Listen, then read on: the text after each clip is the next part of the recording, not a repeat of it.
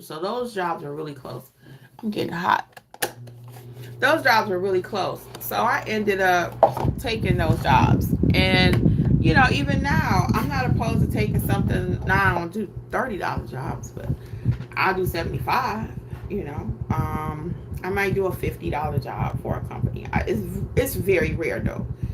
Nowadays, I don't. But I encourage my mentees to take a lesser paying job to get started. One, you want to get started, and two, you need to get the experience. I'm going to teach you what to do. You're going to know what to do, but it's nothing till you sit in front of that client. It's just like the doctor going to medical school. He can read all the books in the world how to take out a gallbladder, right? He didn't saw it on YouTube. He didn't Googled it.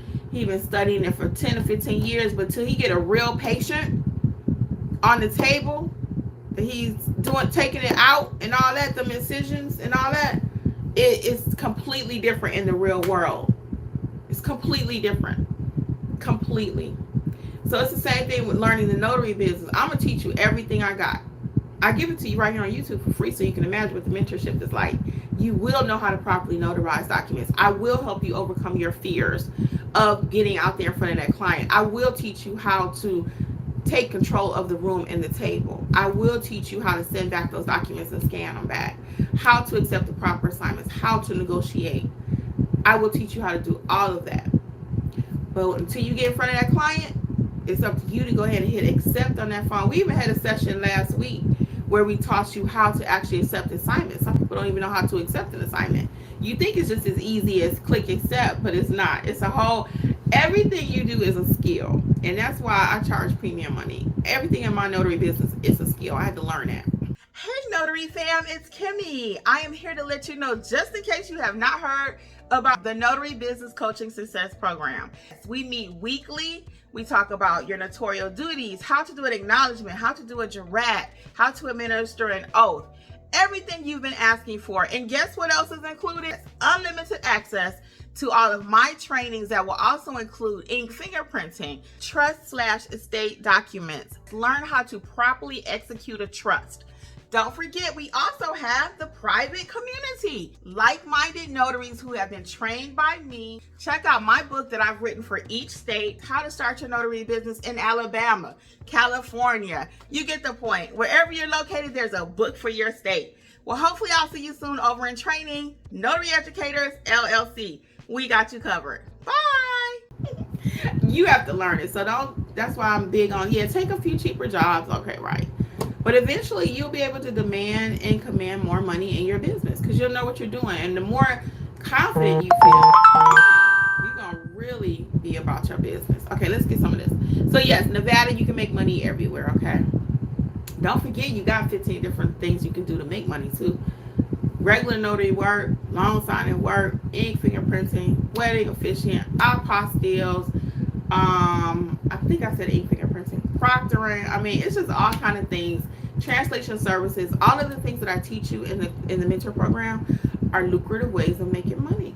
They are. So I do everything in my business. Only thing I do not do is wedding officiant. That's the only thing I don't do. Other than that, I do every single thing that a notary can do legally. I just don't do wedding officiant. That's the only thing. Carla says, supposed to rain here later, South Georgia. Girl, yes, it's raining. It's raining. Carla says, how to be a notary in 2 states? Is it possible? I live close to Florida. So typically, Carla, that's called being a dual commissioned notary. So you got to correct terminology. Dual commissioned. And typically, unless you are actually living in that state or have business in the other state, they don't just want you going over to Florida to get a notary commission so you can make more money. Okay? So for example, you would have a home over there, you would be going to school in Florida, or you would have a job in Florida, something like that. But just to say, okay, I'm in 2 states, I can make double money. No, that's not how that works. Unless you are in the DMV. The DMV is Washington, Maryland, and Virginia. In that area, then they are able to, Delaware, my bad. I think it's Delaware, Maryland, and Washington. Delaware, DMV, Delaware, Maryland, and Virginia. Those three. Clearly, I don't live there, but I love saying that. The ladies from the DMV. Okay, anyway, that area, yeah, they're typically dual commission because they just intertwine like crazy. Okay. Other than that, though, again, they want you to be doing business or living in that state. You cannot just be walking around with all these commissions. Okay. And you can't even handle one state. I'll be honest with you. Eliana, what's up? What's up? Hey, Mr. Preston, how are you? How are you doing, Mr. Preston? Be you love. I'm considering signing up to be a notary in Texas. Where to go to fill out the application? Texas Notary. Google that. Texas Notary. Go right to your state's website and you can sign up. Yeah. Okay. Very good. And then once you get your commission, you get everything straightened out. We'd love to help be your mentor. Kingdom Mindset says, thank you, Kimmi, because I see in Nevada, I'm limited to what I can charge for the acknowledgement. Let me look at your fees right quick. And even if that is the case of what you're limited to charge, let me look at Nevada's fees right quick. Then you need to do other services. That would be doing your apostille business. That's not limited. Okay.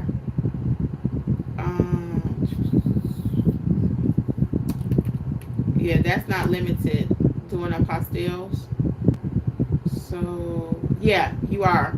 And then you still got to learn how to work this and read your law, because I got another student that's from Nevada, and once we did the math on it, she could easily make $50-$60 per appointment. And you have to look at it like this too. Do you make $50-$60 per hour? Are you making $30 at your job right now? You don't have to share that because that's personal, but I really want you to think about this when I hear people say, oh, well, it's only $50. Do you make $50 an hour? And I make $50 in 10 minutes. Okay? I really want you to sit with that for a minute. Oh, I can't make any money. So in your state, I'm looking at it right now, $15 per hour between 6 and 7, right? And it says notary can charge a minimum of 2 hours for travel. So you have to be able to really read your state law. So it says you can charge a minimum of 2, right? Depending on what time it is. So you working between 6 and 7, that's $30 right off the bat, plus your acknowledgement fee. You see what I'm saying? So that brings you, it says $25. So that brings you up to 30 plus 25, right? It's 55. You make $55 an hour? Are you making $55 in 15 minutes? Because average general notary job is only 15 minutes. Not even, that's with chit chat. Okay. My eyes are watering. Yeah, the average general notary job is only 10 minutes. And that's with chit chat. I could be in and out of somewhere in 2 minutes. Literally. I'm writing the ID. I'm looking at my client. I'm looking over the document. I'm looking where I have to sign it.